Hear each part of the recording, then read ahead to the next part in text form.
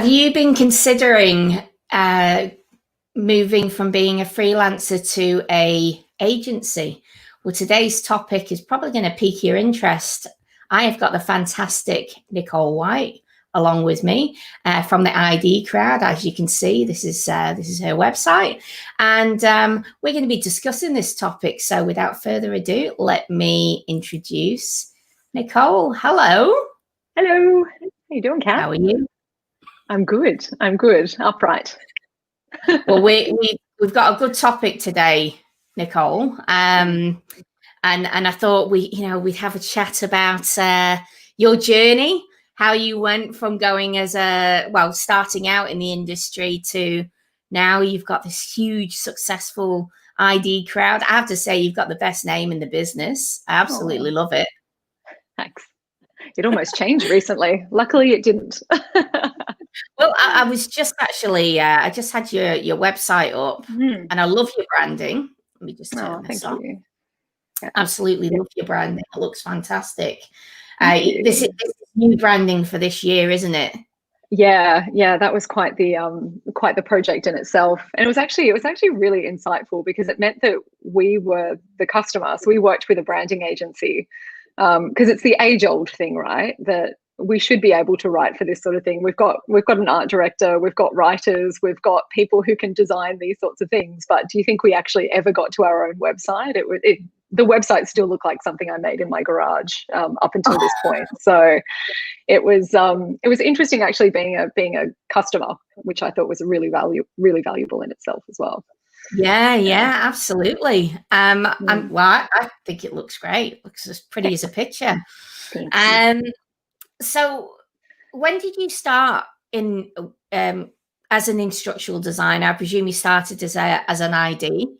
Yes, yeah, I did. I think I was working for St. George Bank at the time, and as a true Libran, a Libran who'd just turned 25, I had a quarter life crisis and made a list.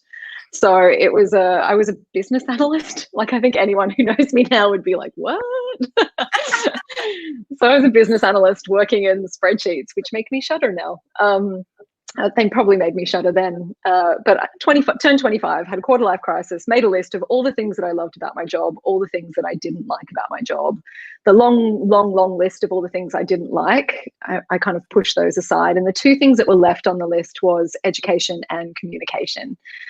And it was just a matter of going, okay, well, all right, well, those two things float my boat. So I'm going to explore different avenues. And I was very lucky that I had a bit of a Gwyneth Paltrow kind of sliding doors moment, which I often think back on. And this has kind of triggered it a little bit, that because I was working at St. George, and I think it was Colin Pitt who was heading up the L&D department at the time, I went and spoke to him.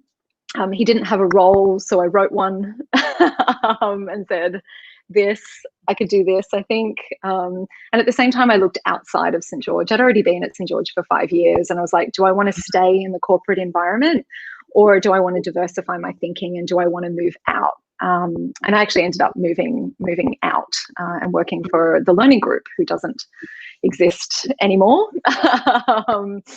But the Learning Group was a baptism of fire, and that was an e-learning agency. So my first ID role really was in an agency. Right. Okay. So you went on. You started that way. Yeah. How long were you doing that before you branched out on your own? Well, I started to notice a pattern, and I think people will probably feel this themselves, that it's so funny, I was speaking to, I still am connected with Mickey Clark, who is the managing director of the Learning Group. And recently we were having a conversation where I was like, well, how long were you there? And I was like, I was at the Learning Group for a year. And he's like, no, it was like 2 or 3 years, right? I was like, no, I was there for a year. And then I kind of went into, I worked for Allianz Insurance. They were one of our clients. I ended up going and trying them out, and I was there for a year. And then I kind of went over to somewhere, and I was there for a year. And it just kind of kept, I was like, oh, all right, there's this element of kind of having a plan, building something up, and then moving on to the next challenge, just in case anyone thought I was a horrible quitter.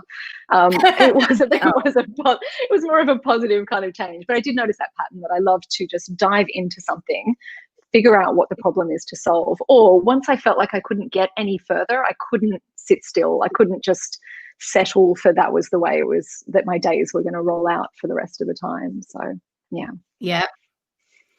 Okay. So I'll tell you a little bit about my journey. And I want to say to the audience, right, because we've got some viewers, guys, if you've got any questions, this is a really interesting topic. You have got Nicole White all to yourself, right? Pop them in the questions below. Let us know where you're tuning in from, and let us know kind of where you are on your journey, right? So where I was at is I was working for an agency as well, Nicole, and I was getting reached out to by quite big companies, like government agencies, saying, we've got this health and safety. And I said, oh no, I know I have a portfolio, but I actually work full time. I don't have, availability. And when it got to the point where I was knocking them away on a regular basis, that's when I think I felt like, well, I'll give one a go and I'll do it on top of work. And once that was all going great, and I felt like, well, I'm actually earning more money than my salary. Yep. I'm going to just take the plunge and do this. Yeah, see, that's interesting. So you often hear about, there's kind of the two schools of, you do the side hustle, or you just jump in face first and just kind of see what happens. I definitely did the latter. Did you? I don't know whether it's something that is wise or not to do, but I think for me it was about taking that push. And I think because the last role that I was in before I actually went out on my own, it was just, I kind of sat back and I went, I was managing the e-learning team, and I was back in an agency by that particular stage. So I was managing an e-learning team. I had a little team of, graphic designers, developers, instructional designers. I still was doing ID myself. I'd get, that age old, you get wheeled out by the salespeople to kind of wave your hands excitedly and talk about learning. And then you get wheeled back in and go, okay, write a proposal. So, you'd write that proposal. And I was like starting to find out about, business acumen 101 as well. Like it started to, the penny started to drop around what it means when that there is a budget for each individual project, and what that budget means, but also balancing that budget with customer expectation. And, it's this ecosystem. And I was learning all these things and realizing that I was doing everything anyway. And, maybe not getting, a lot of kudos from the business as a whole for that. But we were basically running the little e-learning team as a separate business anyway. So I think the story goes that my now husband, I just started dating him at the time, and I wrote him a message and I was like, I'm doing it today. I'm quitting. This is it. This is great. I'm doing it. And then I sat there for all of like 2 seconds, and I busied myself while I waited for a response from him. I busied myself with my resignation letter. No response, no response. I was like, well, I've finished the resignation letter. So went in, slid it over the table, got insulted when they didn't try and, when you kind of like, no one even tried to get me to stay. I was like, oh, it's a bit of a hit to the ego.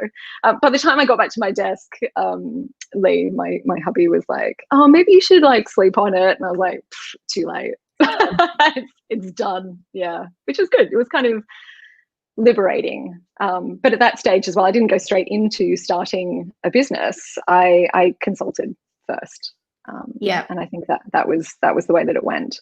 I also, I quit at like such a stupid time. Like it was leading into Christmas. It was just, I don't even know. I did not think it through. And look, I have no regrets now, but I did not think that through. And ended up doing a 6-month contract as a learning analyst, actually, for a bank. So Yeah. So you But went it just back into it. reinforced. I did, but it reinforced again, right? Like I realized that, like it was a 6-month contract, and I refer to it as constructive quitting. I constructively quit after 3 months. That's where you can call me a quitter, which I got to a point and they weren't ready for what that they'd asked for something. So they'd asked for this model. But there was so much pushback in the team. It was a much bigger engagement, and there was the readiness that needed to happen. And I was like, I am getting blocked at every possible channel here. I need to be in an environment where I'm the one that's calling the shots, and I can set up those types of discussions to have with a customer versus somebody just telling me what to do. Yeah. My last role before I started my business, I left an agency, went back to government, and it was really interesting because in the interview they kind of said to me, you know, oh, we're really excited to have you here. And I said, look, and I was really quite cocky, you know. I said, you know, I don't know where Nicole's gone. Hopefully she'll be back in a second. I kind of said, look, I don't want to be doing regular run-of-the-mill e-learning. Hello. I'm so sorry. I was just trying to keep talking. I was like, you did beautifully, Cath. Yeah, I did like the equivalent of, like, I think pushing a big red button that shouldn't be pushed. I have to apologize. Yes. No, I was just saying that my last role, when I went for the interview, because at that point I was actually ready to do freelancing, you know. So I went to the government department. I was very passionate about doing it, and I just said, look, don't want to do run-of-the-mill e-learning. I want to do innovative content. I want to do VR. I want to do AR. You know, you've got potential to do really exciting things, blah, blah, blah. So don't hire me if you want a run-of-the-mill e-learning designer. And they just said, no, we want you. We're so excited. And they hired me, and I put all the things in place, but they weren't ready for me. Like and I was like 8 months in, I said, I have ethics. I cannot do this any longer. I've got to just go out on my own. I'm rejecting work all the time. Yeah. And I don't think you need someone like me. You just need, I've put everything in place. You just need people to develop things now. So it bothers me that I'm not churning out content, you know. So that was and my wife said, that's it, pull the plug. And I did the same with her a year later. I don't know what happened one day, and I just said, right, I've had enough. I don't want you working there anymore. I want you to resign. And she was like, what? And I said, just resign. I said, what do you want to do? And we sat there, and I built her website, and I said, this is what you do from tomorrow, resign. And that was it. So let us know if you're tuning in and you're listening to this and you're like, oh, I can relate to this. All right. So you were at the agency. You went out on your own. You did a 6-month/3 months gig. What happened? So I continued consulting for a little bit. And it was a similar kind of story to yours, Cath. Like there's just more and more people started to kind of, started to request work. And it just became, there's a pain point that you kind of get to. And I think this is what we were chatting a little bit about beforehand as well. So there's a pain point, and you'll naturally go, I am a single person, so I can only do, how much you can do, how much you want to do, what's comfortable for you. So you either scale back and you look at, okay, well, here's what I can do. I have to start saying no. Or like those 2 little letters, no. Like it's such a tiny word, but it's actually quite powerful. And it's one of the big decisions around, do you continue just to do what you're comfortable with as a person, or do you continue to say yes and then use that as a vehicle to actually grow? So one of the other reasons I think I always had in my mind that I wanted to run my own show. I was a little bit, I was always hesitant. There's always hesitance around it because it's mildly terrifying. But one of the reasons, even when I left the initial agency, I saw people writing storyboards at 2 a.m. and I saw us getting these orders for 30-minute modules with assessments and going, that can't possibly be the right solution for everything, and no one's doing anything about it, and I don't have the right, there's blockers that stop me from doing that type of thing. But there was also that element of like the environment that I wanted to create for people to work in, that I don't want to write storyboard. My storyboard, if I have to write a storyboard at 2 a.m., I wouldn't even know what was in that thing. Like, I would not want to be sending it out to the customer the next day, that's for sure. But also that sense of isolation that we have. So quite naturally, I'm a social person, and I actually believe that when I think that I have good ideas, but when I share my good idea with at least one other person and kick it around a little bit, and like, it's like two dogs with a chew toy, you know, you pull it apart a bit and you look at it from different perspectives and different angles, and a good idea becomes a great idea. So I think I was working, God, it's almost reminiscent a little bit of, like, I worked from home in like a loft in Chippendale for like 3 years. And, you know, my husband would come home from work and I'd run downstairs like a Labrador, basically, because I hadn't spoken to anyone through the day. And they needed to know every detail of his lunch or who he spoke to or what happened in that day. And he's a bit of a strong silent type. So he's like, you need to go and get an office. You need to leave. But it is one of the reasons for me, it is that, well, I wanted to see if I could create an environment where people could, the irony, the last couple of weeks have been crazy, Cath. But, you know, this is still my goal. My goal is to create this environment where people can actually do their best work, because we can say, hey, we want to do, you know, VR, we want to do, I've got a cat scratching at my door. I'm just going to, it's probably less. All right. Yeah. She doesn't meow, so it's probably quieter for her to just be in here. Yeah, it is just that balance. So being able to create that environment where people can do their best work. People can do their best work and do the good stuff. Because I actually don't believe that, like, my belief is that we can't create real innovation in this industry until we actually look at how we do it and where we do it. So the process of doing it. And for me, that was making sure that there isn't that sense of sole pressure on one person's shoulders, that, you know, we have a buddy system now where, you know, we're trying to kind of break that initial mold of how we do things, because I remember the stress of being holed up in my apartment in Miranda when I was working for an agency. I was in there for 3 days. I didn't go outside for 3 days because I was writing a storyboard. And it's like, why? Like, why was that so important? Why was that, like, what sort of environment what sort of storyboard did that actually end up creating? So I think there's those little, it's almost the little atypical fork in the road, right? Around, you know, around that do you want to grow into something else, or do you just want to limit the work that you're doing and make your own path? Yeah. So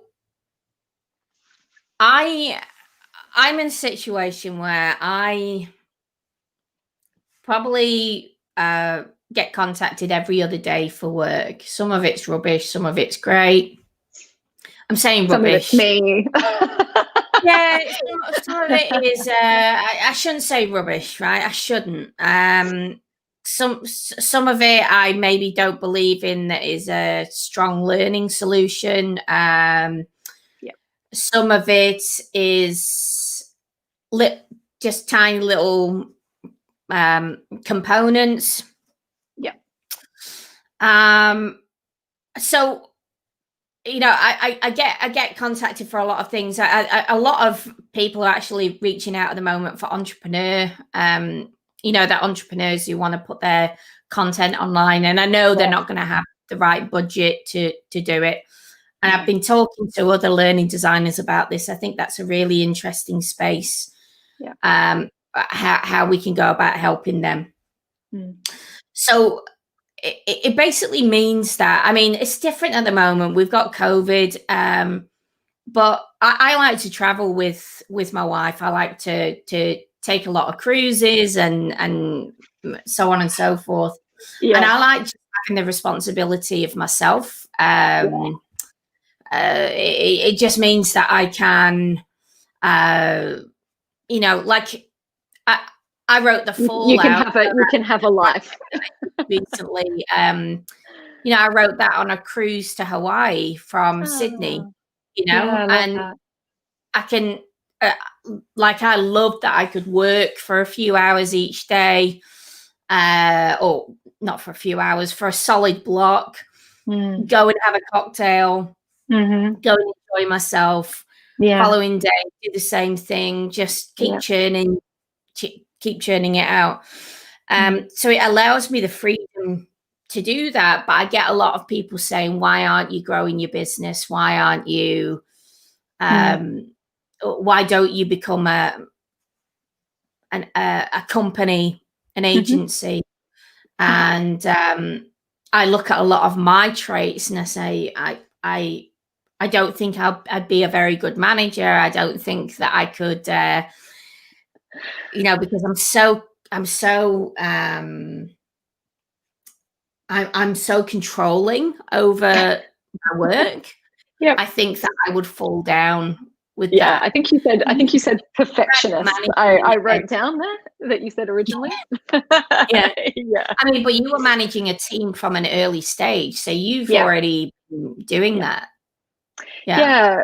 Well, it was a really tough decision because I'm like I had a standard and the standard was high, so it's very similar. I think we're again in similar sort of situation. So again, you can either kind of go, I just want to work in my zone and do my job really well and know that I'm doing the best and there's no one else that I have to think about in that. And that's sometimes that would be a lovely relief. But when I first started, even I got after I got the first little office in Newtown, and I bought 4 desks. I didn't have 4 people. I bought 4 desks. I don't know if 4 desks fit. But we won this big project and I couldn't do it myself. I started to look for another learning designer, but I couldn't find the right person. So I think some of the mentality here and the way of thinking is that you have to kind of step out of the situation a little bit and walk around the outside of it the same way that you would do as a learning designer, right? I actually do think that there are a lot of parallels between actually just running a business and being a learning designer, which is maybe why I've managed to, wing it for 7 years. But it's, I stepped out of it and I'm like, okay, if I can't find another learning designer right now that works for me, how can I alleviate some of the other things that I need to do right now? So I actually ended up, the first person I ever brought on was an admin person. And she basically freed me up to be able to design and write. And then it kind of got to this point where, again, more work kind of comes on. You start to feel that tightness and that pain. Am I going to say no? Am I going to say yes? And then it's a matter of, okay, well, who needs to come on next? And by that particular stage, like it wasn't, an admin wasn't going to be able to really kind of buffer that load. I needed another learning designer. And there's been a couple of different models. A lot of people kind of chat to me about like the different models. And I started off with the contractor model. And I had a whole bunch of, I filled my 4 desks with contractors. And it's interesting. That's great. Well, and look, it did. It served its purpose at that particular time as well. But I realized, and a lot of people have kind of asked questions about, well, you know, don't you create this burden for yourself when you have full-time employees versus working with contractors? Because there's pros and cons and benefits of everything, right? That a contractor means that you can easily scale up and down. So if the work stops, you basically just, you know, you there's not the next project for that. I swear to God, Cat. There's not the next project. So you just, you know, you scale down and that's it. But when you have, sorry, just gonna, I'm animal lover most of the time. She's normally very quiet. But what happens is I realized that I wanted to build a brand, and I didn't think that I could do that with starting with contractors. So we have while I have full-time employees now, we now have a contractor pool to bolster. When we have overflow work or specialized projects to bring people in. But looking at it from the perspective of, like, you know, like I wanted to, maybe that's the control freak in me. I wanted my collection of crowdlings. I always wanted to, again, create that environment. And I wasn't able to do that working with just a contractor model. So I actually had to take that punt and take that risk. And it is a huge overhead. Like, our biggest overhead is our people. We don't have juniors. The whole point is that the other model that I chose is that, you know, if you are going to be a perfectionist and if you are going to have a particular standard, that you have to hire people who are going to be able to, who you can trust to do the job to the standard that you expect them to do it at. So, you know, my people are experienced. They're, you know, they're free thinkers. They're, you know, we look for a certain type of person for those not just full-time employees, but also contractors, partners, and everyone else in between. There's just so many different models that you can actually take. And I have to say that having a smaller group of full-time people, pool of contractors from a learning designer perspective, and then partnerships with other small businesses, I've actually found has allowed us the flexibility to be competitive with some of the bigger boys. But allow us to still kind of expand and contract, so you don't have that full, you know, you're not always under that level of pressure.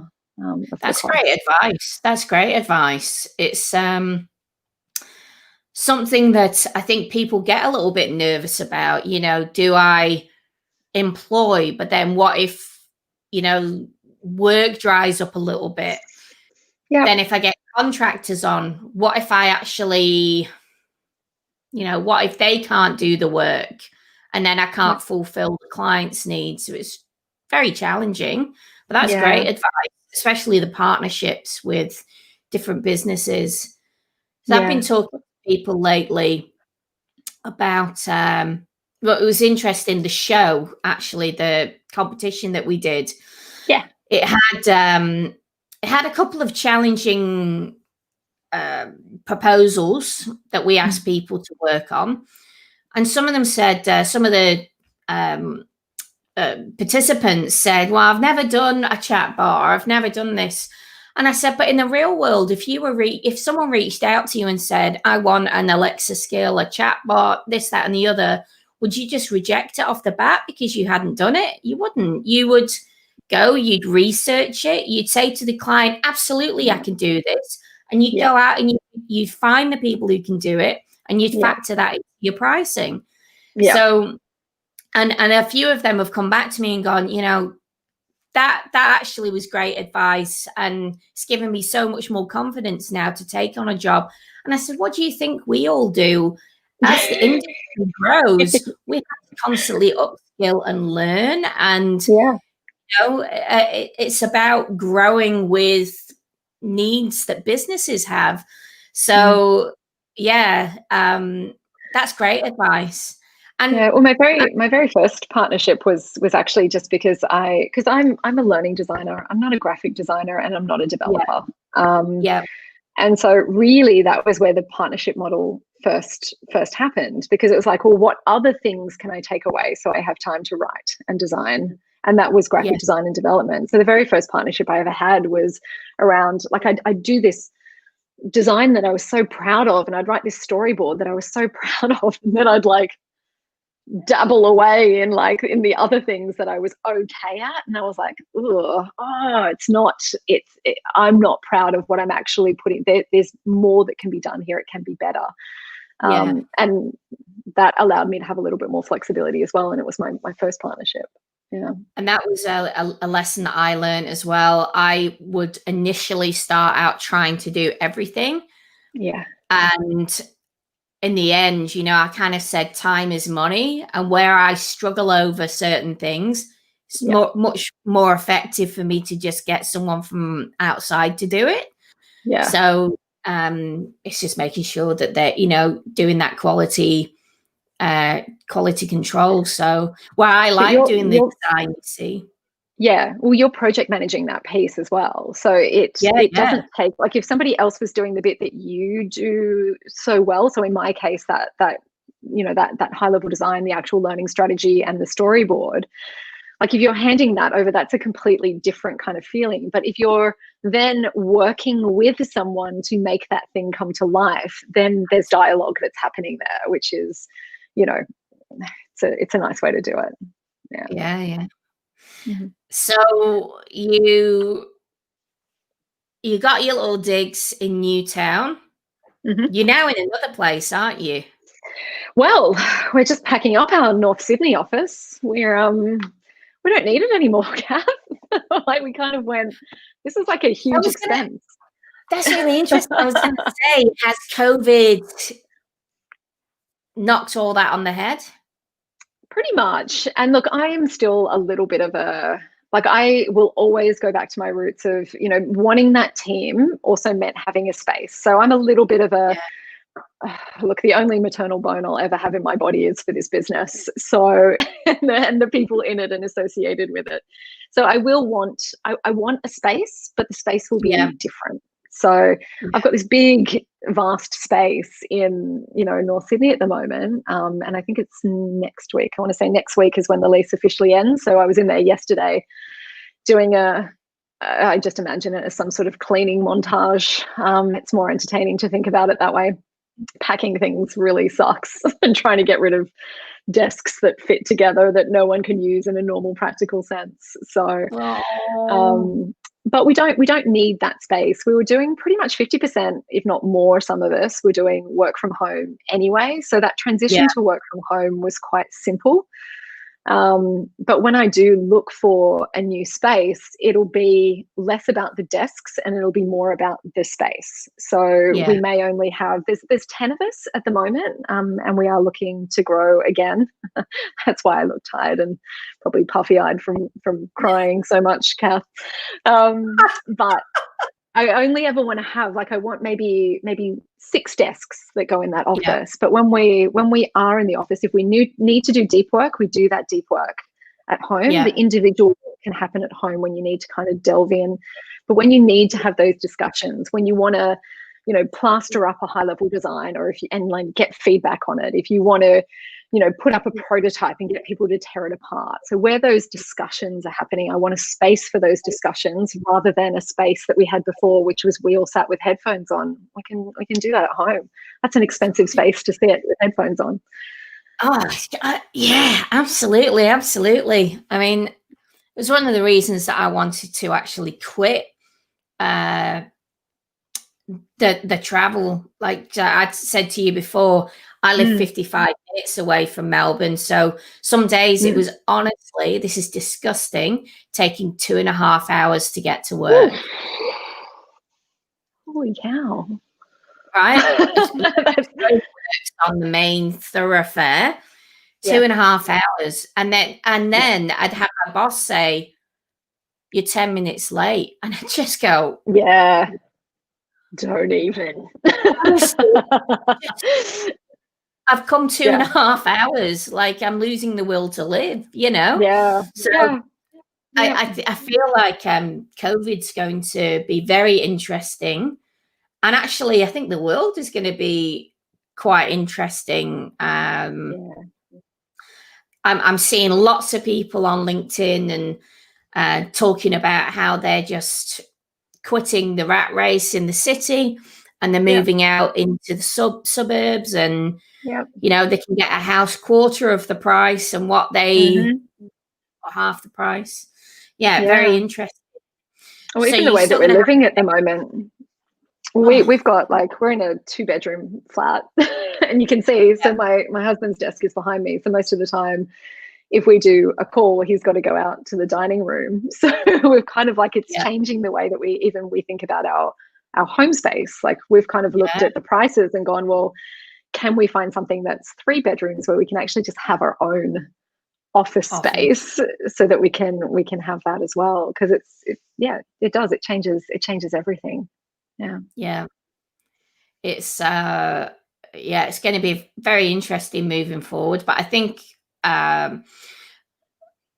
your model, for example, because you were kind of a hybrid remote working, and you had your home base, like you said, you were able to kind of transition very easy. You know, it's just going to move. So who is this cat? What's her name? This cat has really been, this cat may not live to see another day after this is Shader. Hello. I have a cat who looks exactly like, is it a her or is it a he? A she. I've got two girls. Beautiful. We've got Nelson, who's very, if my door was open right now, he would be up here walking around. So it's been going great. Agency growing. I know. It's not all shiny, Cath. It's not all shiny. So there's lots of pros. What about, tell me about the stresses. The stresses. And if you guys have questions, because I know people are tuning in, put your questions below. I will promise to be honest and transparent. Look, I think that, oh God, I feel like, look, again, the transition between being a freelancer to having a business, I think probably one of the other barriers that happens there, and is kind of one of those biggest stresses, is sales. So all of a sudden you have to think about where that next project is going to come from, or I have capacity, I need to kind of go out. So I'm working in this space, and then, you know, I'm working on this project. Now I need to go out and find the next thing. And it's really interesting. We're looking at some of the data from the business in the early days, where it, like, sales were like, because you were doing the doing, right? You're making something, and then you'd get to the end of that project and you'd be like, oh, I need to get something else now. Like, and now I need to go out and sell. And then there's the stress and there's your cat. You kind of just, you all of a sudden just end up, aren't they little buggers? I have to say, I've loved working at home having pets. I've loved working at home with pets, but they choose the worst moments just to get in the way as well.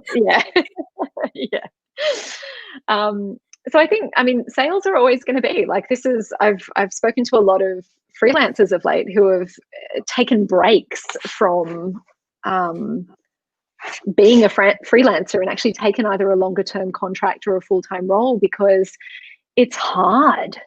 Like, it's really, really hard to bring it. And you want to bring in, customers that have shared values. And then when you do have a team of people, you want to bring in customers with those shared values who are going to treat your team with respect, the same way that your team is going to, chat with them and all of that kind of stuff.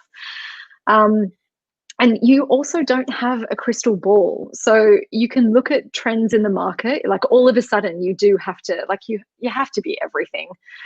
And actually, it's a really good point around, like, I've just kind of brought my husband into the business from an operational perspective, because I think one of the biggest things, I could do this myself when there was 4 of us.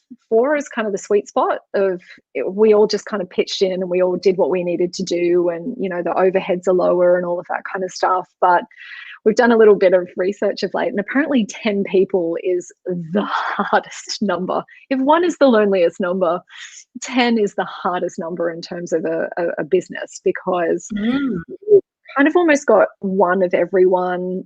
It doesn't leave a lot of flexibility for, like we've got one art director, we've got one head of learning, we've got one of me. And it creates a lot of stress on the structure and on those people as well. And you often do find that, I said at the beginning, I set out to create this, utopian world where nobody stresses and where everybody, there's Disney bluebirds sitting on people's shoulders while they type and laugh and, do the work that they're supposed to do.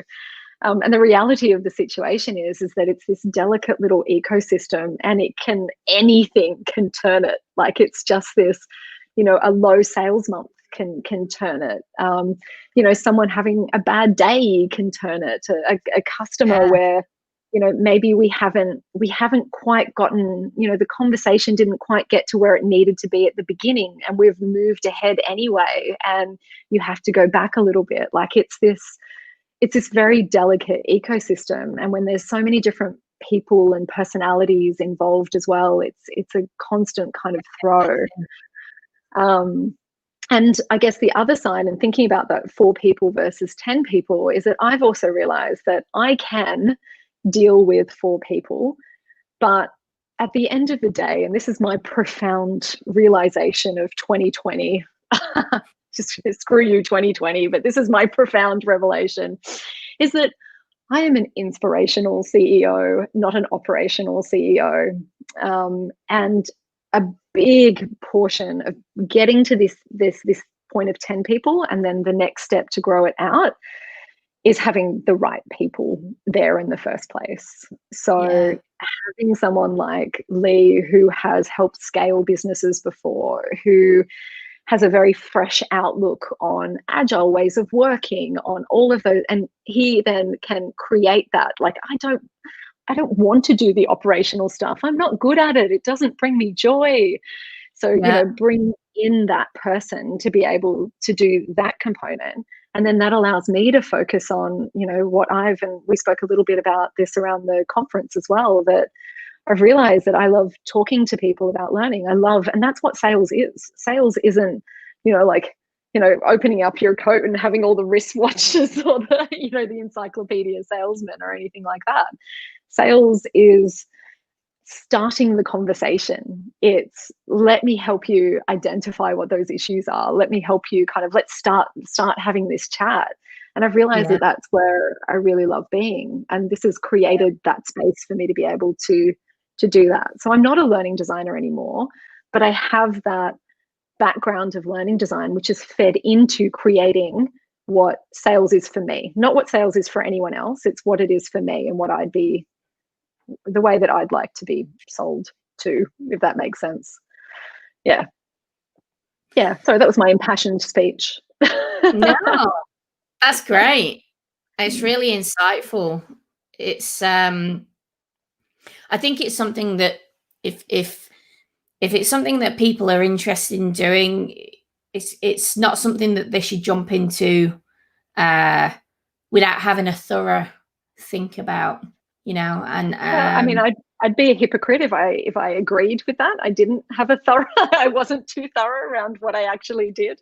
I think maybe a little bit more thinking than what I did. But I also think that a lot of the time, the more you think it, like if you know that you're going too much down that planning track, like I still feel like maybe I wouldn't have done it. Like maybe if I thought too much about it, I would continue to just think about it and plan, and I never would have actually gotten there to do it. So I think it's about finding out, like I was saying before, it's that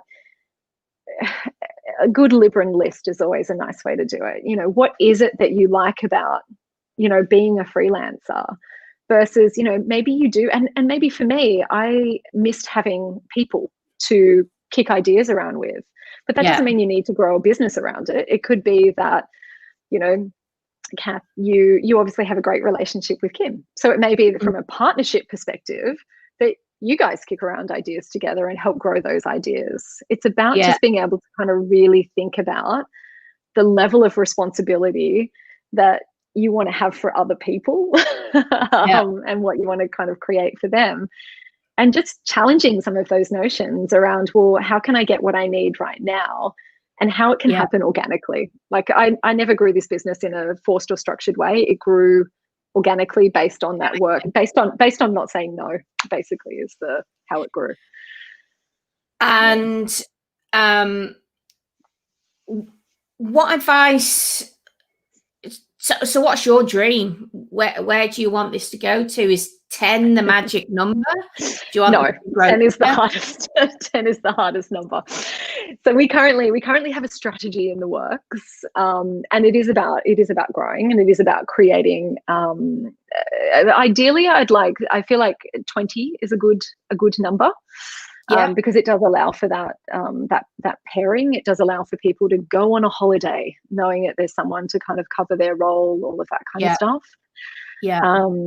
But it also kind of just allows for some of those, like, I don't know, like this whole idea of just rethinking the way that we actually work as well. Yeah.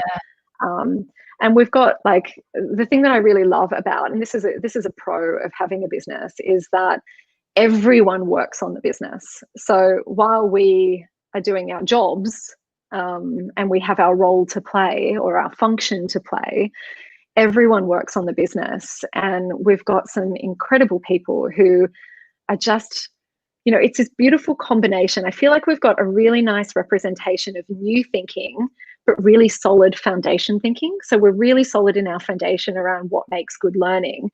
And we're pairing that with some really good thinking around, well, how do we survive into, for the next 5 years, the next 10 years, the next 1 year, maybe, how do we stay relevant? How do we think about all of those types of things? I don't know. I think I went off on a tangent.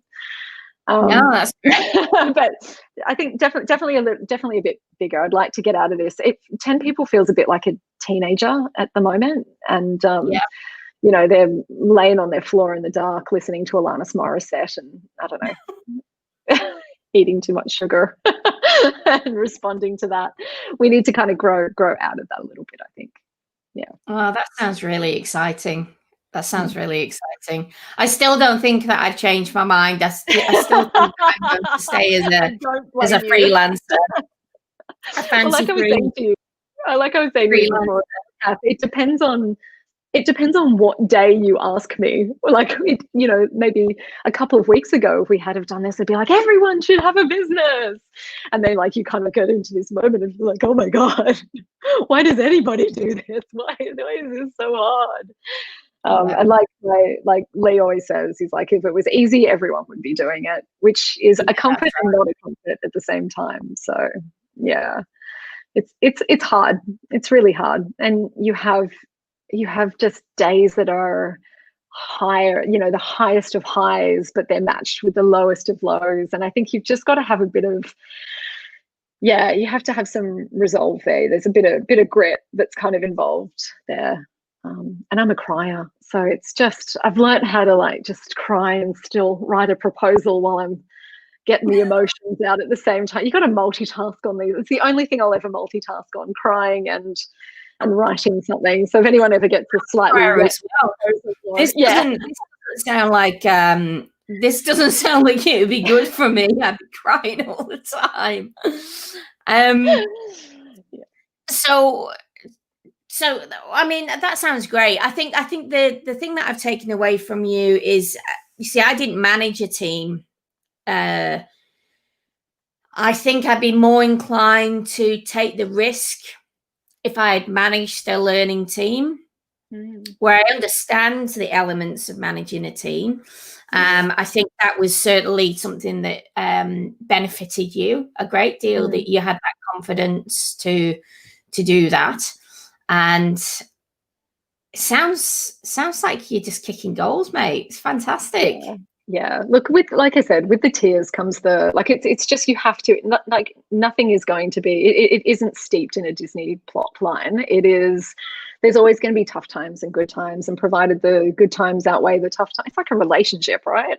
You know, that there's going to be, there's hard work involved. But I feel like, you know, even though we're in a really sticky point at the moment where there is, you know, there's stress involved, and where the good thing is though, is that we're working on how to continuously, like I had that vision at the very beginning of what I wanted this company to be, and that vision hasn't changed. I think that's probably the key thing. So now it's constantly about being able to step back almost on a daily basis, step back and look at everything in front of you and how it's unfolding, and look at short-term decisions to fix issues, like telling someone to walk away from a storyboard.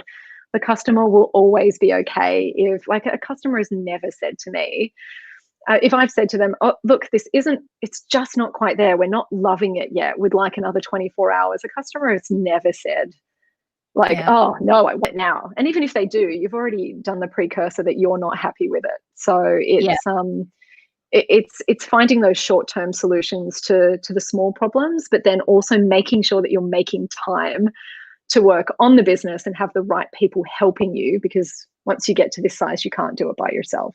It's a team effort. Yeah. Other than the worry about sales coming in and everything, is there anything else that's been just been a challenge? I think that one of the you talk about traits and personality and all of that kind of stuff. I think one of the other things that I'm constantly grappling with is that I am a people pleaser. So I am, and a crier. So I am constantly, you know, I'm a sympathetic crier. So somebody comes to me and starts crying, and then I start crying, and then we're a company of women as well. Paul Lee is like, we call him our diversity hire at the moment, which we are actually, we've realized we do need to look at a lot more diversity in our team. But I care a lot about making sure that, like, when you have a vision for creating this type of environment, you're hypersensitive to anyone's unhappiness, and you just want to make it better. And it's about trying to just keep that open communication. And sometimes it's about reminding people, it's like, we're still only 10 people. Just because I've got this like shiny CEO title, I'm Nick. Like, just come have a conversation with me, or with at least one other person in the team, because we can always help, solve those little issues. So I still think communication is still the thing that we're really grappling with. Like, we tend to carry the weight, and carrying the weight alone is crazy. Not when you've got a whole team of empathetic people who can help. Yeah.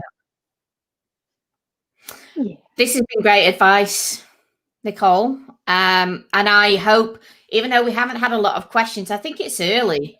I think this has told me that this is too early for people to get involved in conversation. Too deep. Too early, too deep. It's going to be on replay, or it's going to be on YouTube, so anyone can jump in and ask questions.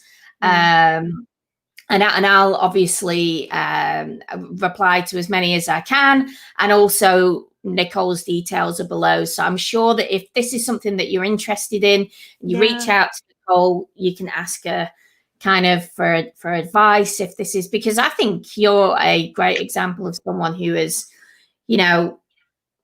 built this phenomenal business here in Australia. You're not, for some reason, I wouldn't call you an agency, like an agency. Yeah, it's always difficult. Yeah. But I just feel like you've got a fantastic brand. I'm so excited to see you at LearnX and at these different conferences talking about what you're doing. You're just an absolute powerhouse, mate. Really impressed. Right back at you. But thank you so much for taking the time and chatting with me. If anyone does have any questions, drop them in the comments below, and I think we'll wrap it up. Any last words of advice for people, Nicole? Don't do it. No. Don't do it. Don't do it. No, that's not true. That's not true. I just think it's very personal, and I think that if you can take anything away from this, do what's right for you. Yeah, and it's about your dream and making sure you keep it. Absolutely. Like at the moment, it's not my time. I know it's not something that I want to do, but it may be something in the future in which we're back talking again about this. But look, thank you so much for your time, Nicole. Love you, appreciate your time. And, guys, if you want to see Nicole's business, again, I'm just going to share this up on the screen. This is her business, the ID Crowd, best name in the business.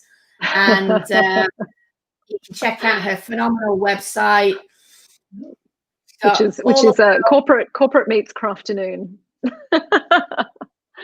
Looks great, mate. Love it. Love it. So thank you very much, Nicole, for your time. And we'll see you guys. What's the next episode? Oh, I've got an episode tomorrow in which I'm going to be doing reviews of portfolios. So if anyone wants their portfolio reviewed, I'm totally happy to have you send it over to me. I'll look at it in advance. I'll even do it live. I'm going to be showing some examples of portfolios that I love in the industry. And I'm going to talk a little bit about how you can get started quick. And I'm hopefully going to do this every 2 weeks. So it'll be an ongoing thing. I think it's something that people are really wanting a little bit of assistance with. So I'll see you next. See you tomorrow. All right. Cool. See you guys. Bye. Bye.